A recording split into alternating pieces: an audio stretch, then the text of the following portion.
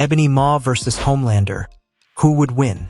Two of the most terrifying, coldly calculated, and dangerously intelligent threats in their respective universes stand on opposite sides of the battlefield. One serves the will of a cosmic titan. The other believes himself to be a god walking among insects. One whispers and civilizations collapse. The other screams, and entire nations kneel in fear. But what happens when the universe's most gifted telekinetic confronts the world's most powerful superhuman? What happens when Ebony Maw, the Black Order's master strategist, stands face-to-face with Homelander, Vought International's ultimate weapon? This is not just a fight. This is a collision between intelligence and raw dominance. And only one of them walks away victorious. Let's begin where every great story begins. At the origin, Homelander was not born powerful. He was engineered to become power itself. Created in a laboratory by Vought International through Compound V experimentation, Homelander was designed from infancy to be the perfect weapon, a living symbol of control, fear, and manufactured heroism. He never experienced a normal childhood.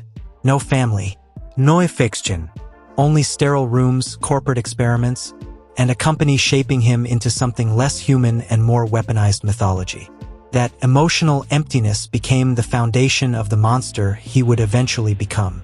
Because Homelander's abilities are terrifying by any standard. He flies at hypersonic speeds, possesses immense physical strength, and can casually tear through steel, armored vehicles, and even other supes with overwhelming force. His heat vision slices through targets almost instantly, generating temperatures capable of melting reinforced structures in seconds. Bullets are meaningless against him. Explosions barely slow him down. His hearing can detect conversations from incredible distances, while his senses allow him to track heartbeats and fear with disturbing precision. Within the boys' universe, Homelander exists at the absolute top of the food chain. But his greatest danger is psychological.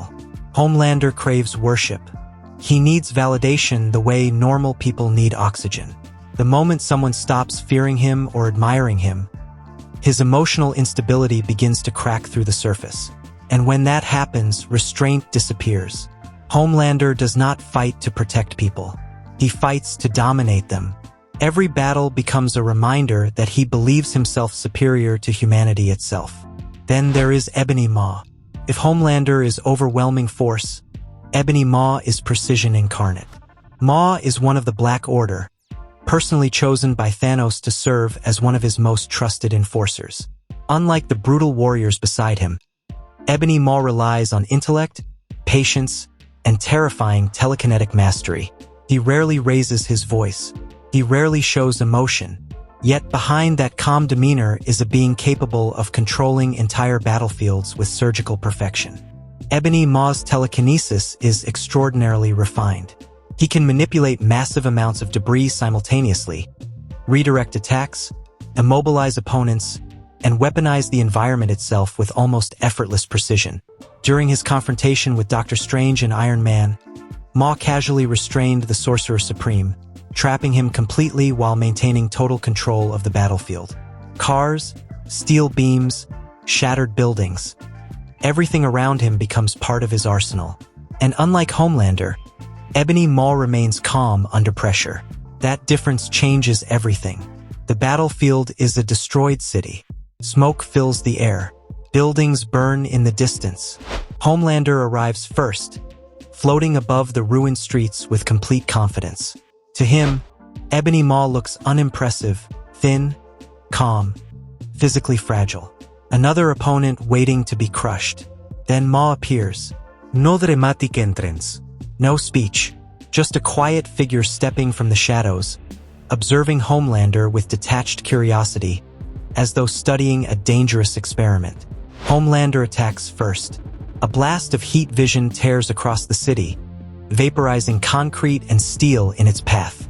But Ebony Maw reacts instantly. Entire sections of debris rise into the air, twisting together into layered barriers that redirect and absorb the blast before launching molten fragments back toward Homelander. For the first time, Homelander realizes this fight will not be easy. He charges forward at incredible speed, intending to end the battle instantly with brute force. But Maw never fights directly when he can control the battlefield instead. Steel cables, concrete slabs, and twisted metal wrap around Homelander from every direction, slowing his momentum just enough to redirect him off course. Homelander breaks free immediately, roaring in frustration. And that frustration is exactly what Maw wants. The battle escalates rapidly. Heat vision tears through skyscrapers while telekinetic storms of debris slam into Homelander from every angle. Cars become projectiles. Buildings collapse mid-fight. Entire streets rip apart beneath the pressure of their attacks. Homelander's raw power allows him to smash through almost every obstacle, but Maw continuously adapts, layering attack after attack with relentless precision. Then the turning point arrives. Homelander stops holding back completely. He blitzes through the battlefield at full speed, destroying everything around Maw in an attempt to eliminate his environmental advantage. Shockwaves flatten entire city blocks. Laser vision scorches the skyline.